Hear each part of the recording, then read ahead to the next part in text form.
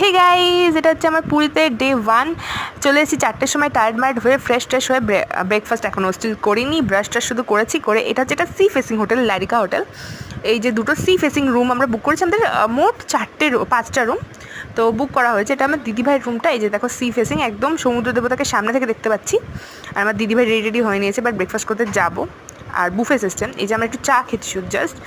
আর এটা ব্যালকানিটা, এই যে আমার দাদাভাই বসে আছে পুচকিকে নিয়ে, ও ঘুমাতেই চায় না জানে একটু।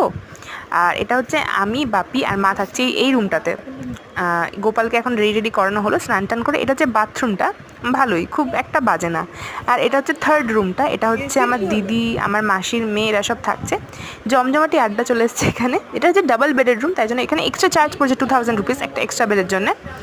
আর ওই যে জ্যোতিকে দেখতে পাচ্ছ বাইরে কাপড় জামা মিলছে।